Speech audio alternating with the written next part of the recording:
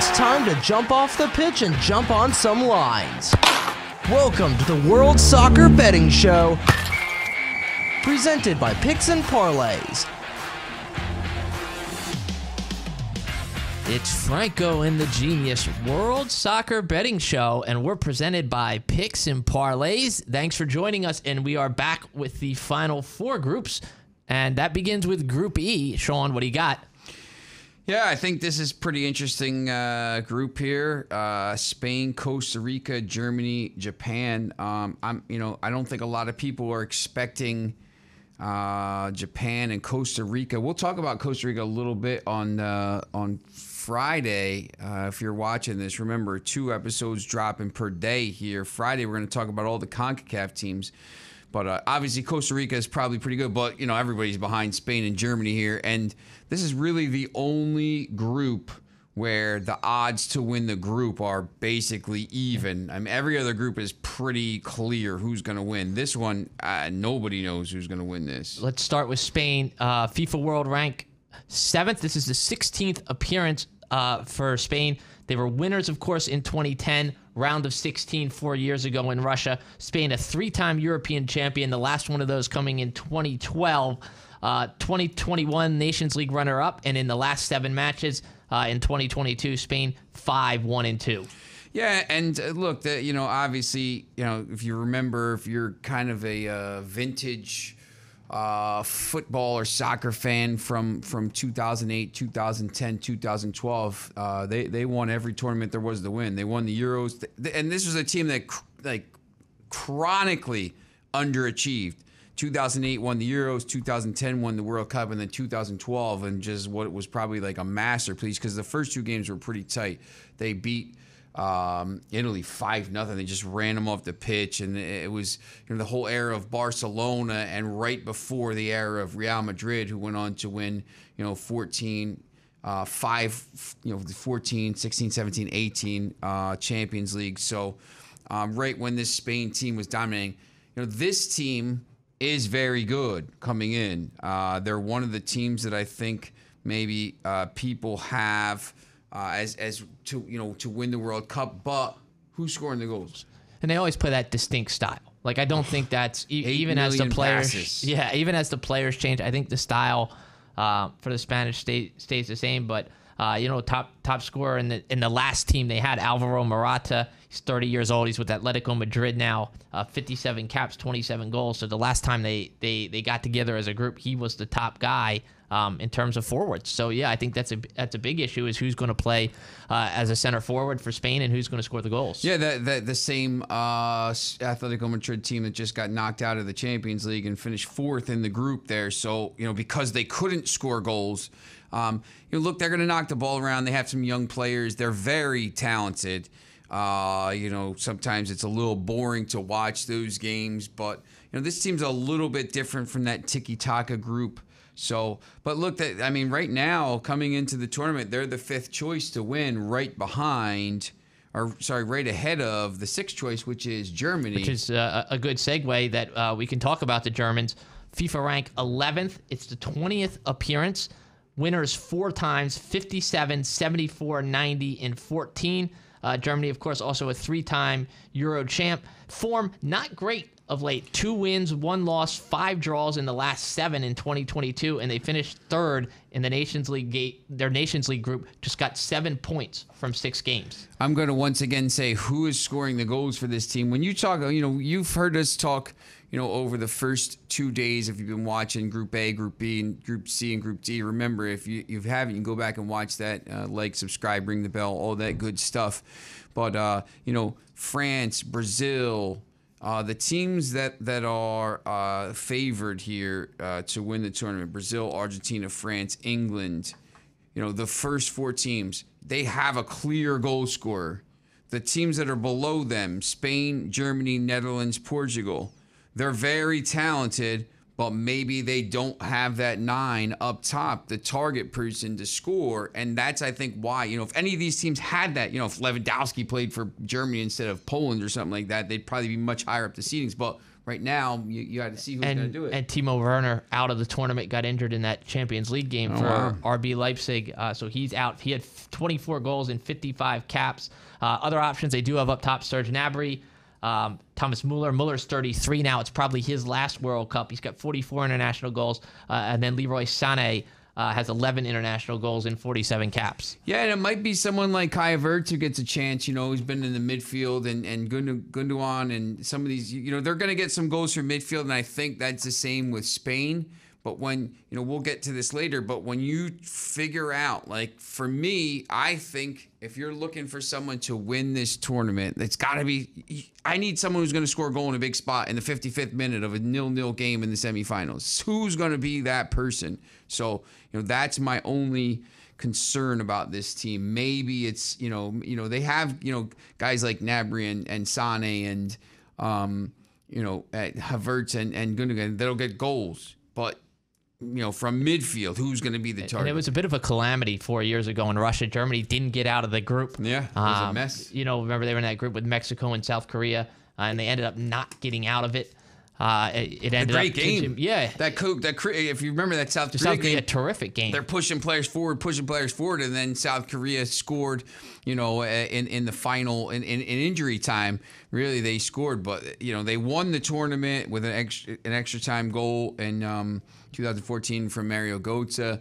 They were terrible last time. This time I think it's gonna be a little bit in the middle. Like, I think they're a team maybe.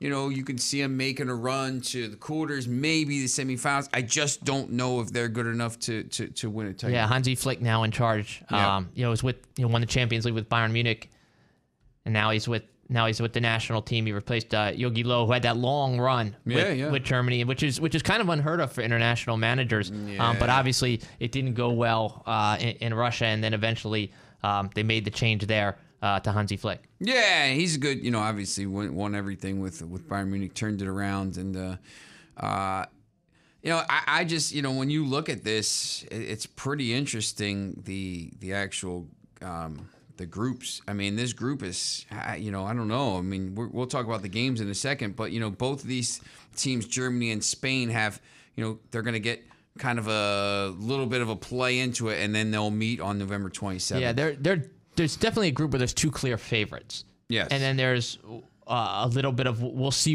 if any of the other two teams can cause problems. One of those two teams, again, Costa Rica coming out of CONCACAF. FIFA rank is 31. It's the 8th appearance for the Ticos. Of course, surprise quarterfinalists in 2014, went all the way to penalty kicks against the Dutch before falling. Had a good 2022 to get themselves into the World Cup, 8-1-2. And then they were able to overcome a tough start to qualifying. They beat New Zealand 1-0 in the World Cup playoff in Qatar. And when you look at Costa Rica at all, I think starts and ends with Keylor Navas. Yeah. He still remains, even if he's on the bench at PSG, he still remains one of the best goalkeepers in the world. He is, one of the guys in the tournament who can single-handedly get you a point.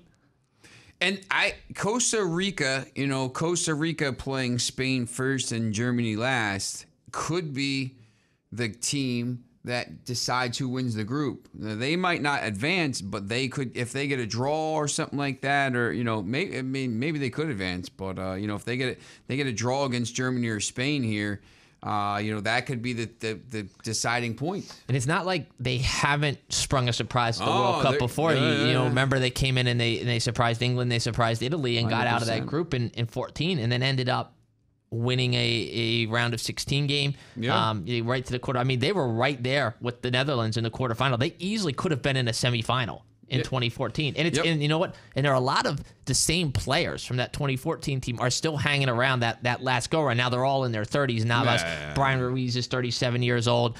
Joel Campbell is into his 30s now. But there are experienced players who have been through World Cups before.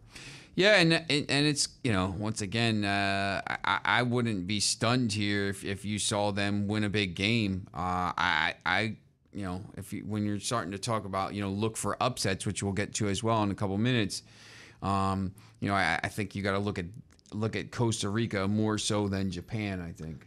Well, let's talk Japan. The Samurai Blue, FIFA ranked 24. It's the 7th appearance for the Japanese. Round of 16 in 02, 10 in 18. Of course, they lost that classic game to Belgium in the knockout round last year, 3-2. That back and forth game where Belgium scored right at the end on the counterattack. Japan was second in its Asian qualifying group, finished 1 point behind Saudi Arabia.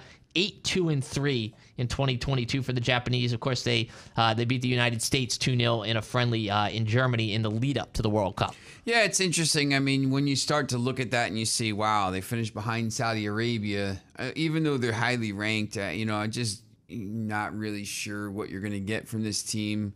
Maybe they get an upset here somewhere, but I think of all the teams, I think they're going to struggle maybe because I think Costa Rica could maybe get a result if Navas is playing well. Like maybe they could get a draw or something like that because he just plays out of his mind here. I just don't know if you're going to get that from Japan. Yeah, here's the thing with Japan. One is I think they'll be well coached, and I think they'll be very, very good at what they're going to do. Whether that is they're going to go and press or whether that they're going to sit behind the ball and try and break on the counter. Another, I don't think there are any really big stars on this Japanese roster. I mean, you'll know Minamino, who was Liverpool and he's with Monaco now. He's got 17 international goals. But I think they just have a lot of good, solid pros. A lot of them plying their trade in Europe. Yep. And I think they could be a team that's difficult to beat. Yeah, this group to me, just because where the teams are seated and just kind of the way the teams play, I think could be the one where you're like, wow, this is going to be really tough here. What's going to happen? I could see maybe two teams with 7 points, or somebody maybe getting a surprise result, and all of a sudden maybe the group is a little bit tighter than it is. So the first game here is on November 23rd. Spain, Costa Rica. Spain is minus 520 in this game. Costa Rica is plus 1750, which is a little bit, and we just talked about like maybe Costa Rica could do something here. That's a little bit crazy with the odds. So is who's on upset alert in this group? Yeah, I think trying to find that where's the other game here? You got Germany against Japan to open the group on the 23rd, and Spain, Costa Rica to follow that. Both those games are on the 23rd. 8 o'clock. Yeah, trying to find those. No line for that game, which is interesting to me. Maybe some injuries here, so we'll have to. Germany's obviously going to be a heavy favorite there. Spain minus 520. The second game is November 27th. Japan, Costa Rica. Japan minus 114. So Japan's favored over Costa Rica at plus 340. You know what my upset is though? It's that very first game. Japan over Germany. Really? Wow. Why? I just think Japan is going to come out and be very tough to break down. Going to try and play on the counterattack. Has some good players, not great players, good players. And I don't know. It's just one of those things. First game, and maybe Japan comes out, and you see that sometimes throws up a funky result. Yeah. In a group where I think Germany and Spain are clearly the favorites. Mm-hmm. If you're asking me to look for an upset, it's a Japan team that got to the quarterfinals in 2018 and was very, very close to winning that game against Belgium. Made a great account of themselves. Could they come in and steal a result off Germany in the first game? Maybe. Yeah, maybe. And, so Germany looking ahead. Obviously, the second game there on November 22nd at 2 o'clock in prime time here in the East. Remember, all these times are East Coast times, so adjust accordingly. Spain plus 145, Germany plus 180. So that's an even game. Maybe Germany's looking ahead. I was thinking maybe the Costa Rica Germany match on the last day on December 1st. I think maybe, but the problem with those match day 3 games is you already know what you need. So maybe Spain, Costa Rica. Spain, Costa Rica. Maybe Costa Rica get a point in that first match. So maybe I'll go with that as my upset game. Sean, who's moving on? I think. Well, it's Spain and Germany, but In what order?